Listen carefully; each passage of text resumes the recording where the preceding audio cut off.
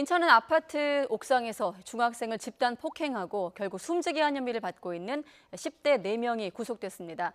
특히 이 사건의 가해자 중 한 명은 구속될 당시에 피해 학생의 패딩 점퍼를 입고 나타나면서 분노가 더욱 확산되고 있습니다.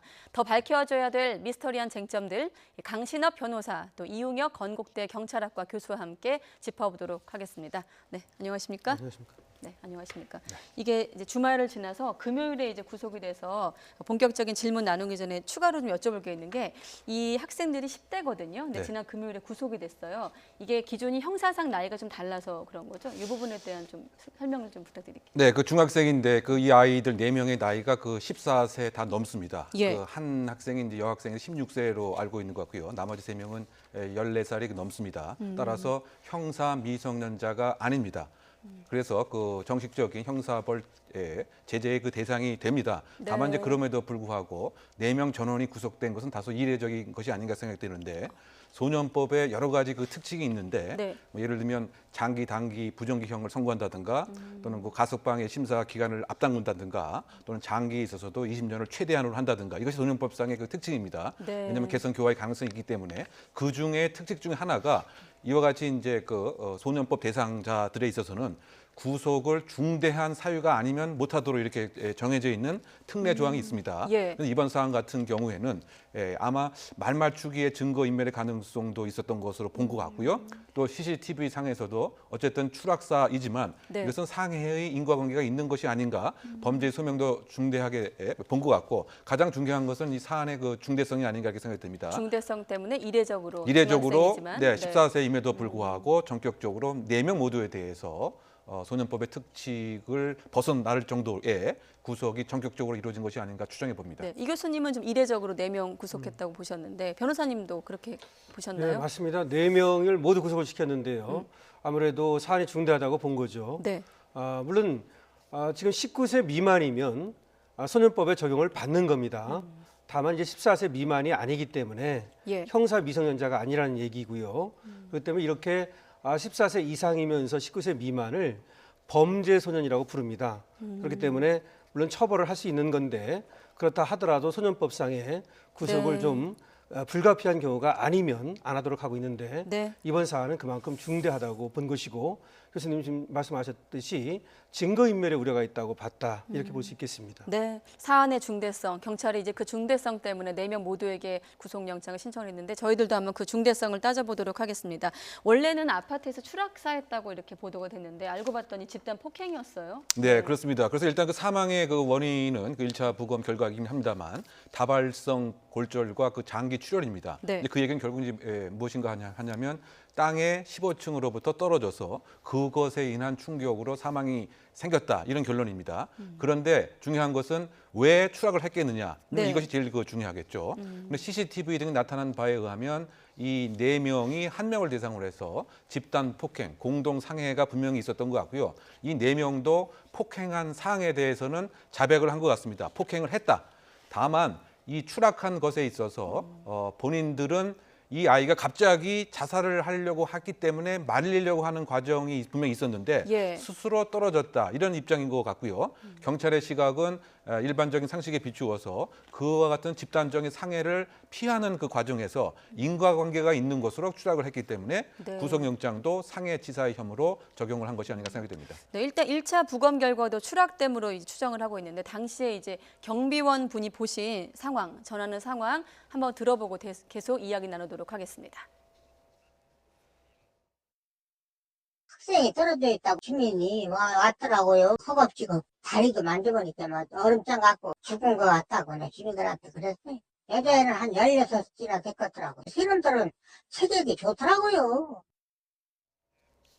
네, 추락했다 이런 경비원의 얘기였는데 아까 이 교수님 얘기에 좀 연장을 해서 정확한 추락의 원인이 무엇이냐 그러니까 가해자들이 밀었다든지 아니면 폭행을 견디다 못해 떨어진 건지 이 여부에 따라서 조금 그 형량이나 이런 부분들이 달라지나요? 그렇죠. 네. 이 사건이 이제 아직까지는 확실하게 나온 것은 아닌데 다만 이제 경찰에서 그리고 지금 구속영장 심사가 있었지 않습니까? 예. 그 당시 이제 상해치사 혐의로 의유를 하고 있는 것이죠.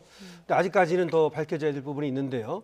첫 번째 지금 얘기한 것처럼 폭행을 가하자 그것을 피하기 위해서 예를 들어서 도망을 가다가 내지는 피하다가 이 피해자가 실족해서 떨어졌을 가능성도 배제할 수 없고요. 첫 번째는. 네. 두 번째는 그 위에서 이미 사망했을 가능성도 전혀 배제할 수는 없는 것이고요. 그다음에 세 번째는 밀거나 내지는 강요를 함으로써 네. 떨어뜨리거나 또는 떨어지게 한 그럴 가능성 이것들이 모두 열려 있는데요.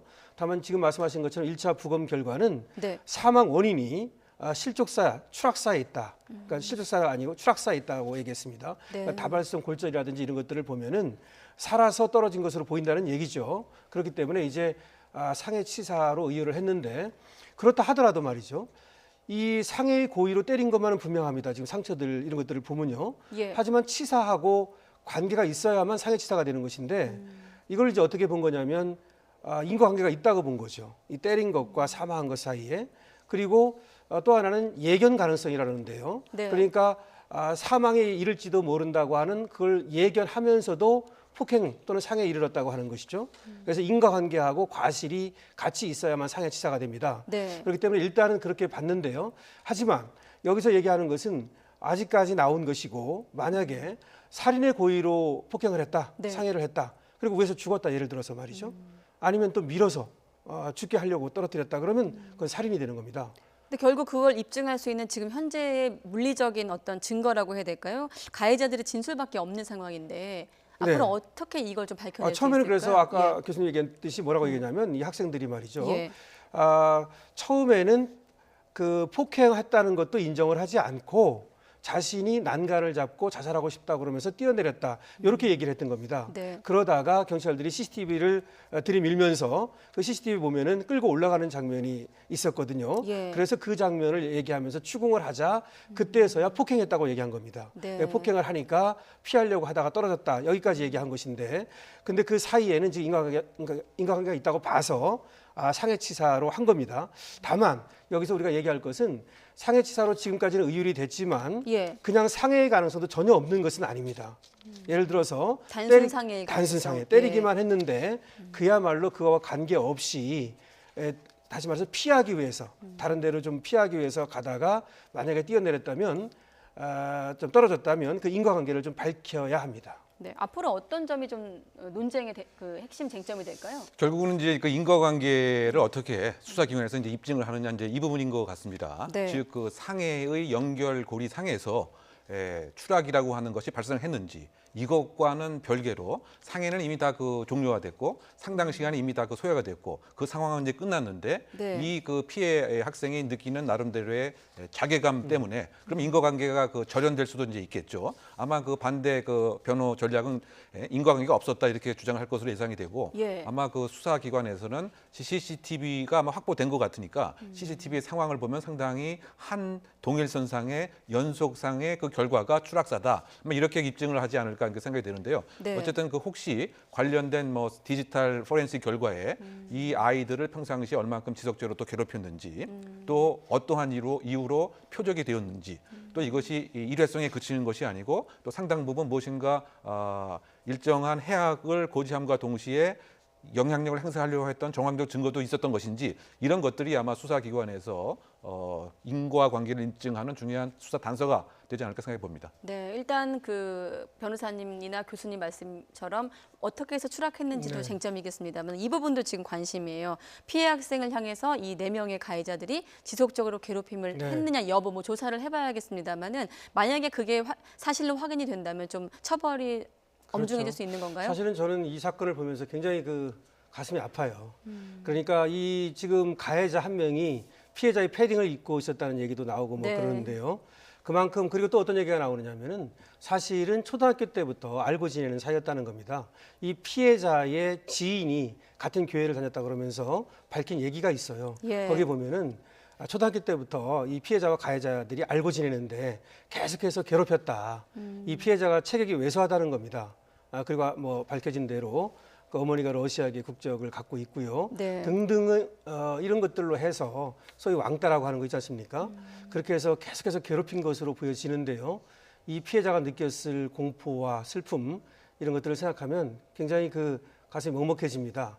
물론 가해자 학생들도 이거 군중 심리, 집단 심리 때문에 저렇게 되는 거거든요.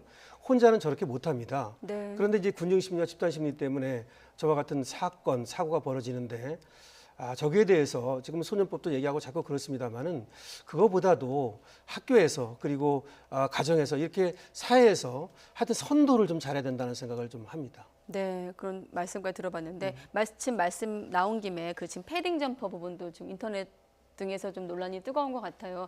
처음에 그런 얘기가 나왔을 땐 설마 그렇게까지 했을까 싶었는데 경찰이 밝혔어요. 가해 학생 A군이 입고 있던 그 패딩 점퍼는 숨진 학생의 옷이 맞다 이렇게 밝혔는데 뭐 이 부분에 대한 수사도 좀 진행이 될까요? 좀 어떻게 보십니까? 일단 저것이 이제 패딩이 알려지게 된 계기가 지금 그 피해 학생의 지인으로 추정되는 네. 분이 저것은 우리 아들의 패딩이다 이렇게 얘기를 했기 때문에 네. 경찰이 실제로 그 여부를 확인해 봤더니 맞는 것으로 이렇게 밝혀졌습니다. 네. 그러니까 그 엄마 입장에서는 정말 더 가슴이 이제 무너지는 이런 상황이 아닌가 네, 생각이 되고요. 일단 참고로 지금 그 인터넷에 댓글을 달았다는 그 계정의 주인이 실제로 이제 피해자의 부모인지는 아직 확인 안 된 그렇죠. 상황이죠? 아직 예. 확인은 이제 안 됐습니다. 예. 이제 그럼에도 불구하고 실제의 여부는 패딩이 저 피해 아동의 것을 저 가해 학생이 입고 있었다. 이것은 이제 사실로 확인되었기 때문에 예. 그렇다 본다면 저것을 강제로 이제 뺏은 것은 아니냐 이런 또 혐의도 지금 추가적으로 검토할 수도 있겠죠. 네. 물리력을 행사해서 또는 유형 무형의 영향력을 행사해서 물건을 저렇게 뺏었다고 한다면 저것은 강도죄 혐의가 더 추가될 수도 있습니다. 만약에 이제 저 뺏은 그 시간이 예를 들어서 네. 13일 날 5시 20분 경이었다 한다면 이것은 상해치사가 아니고 강도치사로 형량이 훨씬 더 높아질 수도 있는 것 같습니다. 다만 이제 지금 일단 가해자의 진술에 의하면 저것은 저 폭행이 발생하기 이전에 뺏었다고 이렇게 얘기를 하고 있는 것 같고요. 그리고 긴급 구소가 이루어진 상태에서 저 패딩을 그대로 입고 있었기 때문에 뭐 바꿔 입을 수는 없었다. 뭐 이런 얘기를 하고 있는 것인데 네. 어쨌든 청소년이 그 자신의 친구를 저렇게 어쨌든 인과관계 여부는 좀 더 조사가 있어야 됩니다만 예. 사망이라고 한 결과가 생긴 다음에 그 피해 학생의 옷을 그대로 입고 있다고 하는 그 사실 얼만큼 감성이 둔감화되어 있느냐 또는 공감력이 없는 것은 아니냐 이런 것 때문에 또 다른 그 충격을 주는 것 같고요. 저는 이제 영상에서 그 중학교 아이들 4명이 이렇게 그 마스크를 착용하고 등장하는 것 이것도 그 충격이었고 네. 그 중에 한 학생이 피해 친구의 옷을 그대로 이제 입고 있었다는 것도 얼만큼 공감력이 부족한 그 아이들이고 이와 같은 아이들을 자라게 한 우리 사회도 상당 부분 좀 책임을 좀 느껴야 되고 이것은 뭐 여러 가지 예를 들면 그 엄벌주의뿐만이 아니고 이와 같은 아이들이 왜 이렇게 심성이 삐뚤어졌느냐 이것도 정말 사회 전체적으로 또는 국가의 중장기적 대책을 마련하면서까지 살펴볼 그와 같이 아픈 현실이 아닌가 이런 생각도 많이 해봤습니다. 네, 사실 뭐 모든 뭐 잔혹범죄, 이른바 강력 사건에 대한 마음은 비슷하겠습니다만 특히나 학생들이 저지른 사건에 대한 국민적인 좀 감정은 더 남다르지 않을까 이런 생각이 드는데 그렇다 보니까 지금 청와대에서도 그 청와대 국민청원까지 미성년자에 잇따른 잔혹범죄에 대한 좀 처벌을 엄중히 하라 이런 목소리가 커지고 있지 않습니까? 네. 네. 계속해서 이제 뭐 소년법이라든지 처벌이 너무 가볍지 않느냐 이런 얘기가 나오고 있는데요. 네. 뭐 그 말도 일리는 있습니다만은 사실은 지금 형사 미성년자의 나이를 14세로 돼 있지 않습니까? 그래서 13세 미만으로 낮추는 문제에 대해서는 당국에서 논의를 하고 있습니다. 그리고 그렇게 될 것으로 보여지고요. 하지만 그것만 가지고 해결된다고는 보지 않습니다. 결과적으로는 저와 같은 어떤 사건, 사고가 일어나는 데에는 우리 사회가 지금 같이 병들어 있다는 것을 말하는 거기 때문에 아까도 잠깐 말씀을 드렸습니다마는 네. 학교 교육이 성적지상주의에서 빨리 벗어나야 하고요.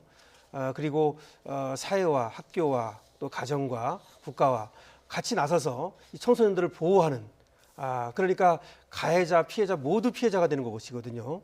그래서 이런 범죄로부터의 보호 내지는 어떤 비리로부터의 보호 이런 것들이 필요해 보입니다. 네, 일단 다시 좀 거시적인 얘기로 이야기가 확장되는데 네. 다시 사건으로 돌아왔을 때 이제 이 부분에 대한 좀 정리가 필요할 것 같은데 지금 4명의 진술만이 있는 상황이고 네. 특별한 CCTV도 많지 않은 상황이지 않습니까?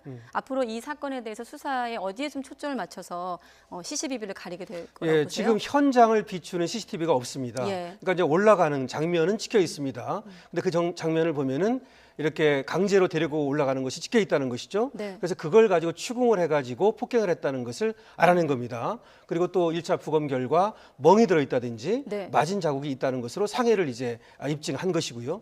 문제는 이 상해는 이제 드러났다고 볼 수 있는데 상해치사냐, 아까 말씀드린 대로 예. 아니면 상해냐, 아니면 살인이냐, 이것은 아직도 남아 있는 겁니다. 그렇기 때문에 이 4명을 분리 신문을 할 겁니다. 먼저. 네. 그리고 이 아이들에 대해서 이 경위와 과정, 그러니까 다시 말해서 15층이라고 하는 그 옥상에 올라가서 때리게 되는 이 과정이 있지 않습니까? 네. 그 당시까지 어떤 전화 내용이라든가 문자 내용이라든가 목격자들의 진술이라든가 이런 것들을 종합적으로 판단하게 되면 아마 이 사망의 원인을 밝혀낼 수 있을 것으로 봅니다. 그렇게 해서 결과적으로 이제 검찰에서 최종적으로 이제 기소를 하게 될 것으로 생각합니다. 네. 교수님은 어떻게 보세요? 앞으로? 결국은 이제 그 주변에 이 아이들의 관계가 평상시에 그 어땠는지 이와 같은 이제 보강 수사도 함께 있어야 될 것 같고요. 네. 이것이 그 일회성이 아니고 상당 부분 지속적으로 괴롭힘이 있었을 가능성. 왜냐하면 15층이라고 하는 이 옥상 자체가 이 그 피해자 가해자 학생들이 거주하는 곳이 아닌 제3의 그 장소인다고 한다면 한 번이 아니고 지속적으로 이루어질 가능성. 네. 그리고 그 전자담배라고 하는 것을 하나의 그 미끼로 이렇게 했다고 하는 것은 무엇인가 약자에 대한 그 괴롭힘 또 그 다문화 그 가정에 대한 혹시 있을 수도 있는 그 편견과 그 선입관 뭐 이것이 그 상당 기간 지속되었다고 한다면 예. 결국 이것을 주변에서 방조한 이런 사람들에 대한 학교 책임자의 뭐 직무상 그 의무를 해태한다든가 이것도 좀 살펴봐야 할 대목이 아닌가 그 생각이 되고요. 결국은 이제 왕따, 학교 폭력 이것이 통계상으로는 사라진 것 같지만 실제 발생하는 사건들을 보면 여전히 또아리를 틀고 있는 것은 아닌가. 그 대대적인 그 교육 당국의 그 개선과 더불어서 뭐 경찰에서도 상당 부분 이것을 사전에 예방할 수 있는 그런 그 지혜의 모험 이것이 꼭 필요하지 않나 생각됩니다.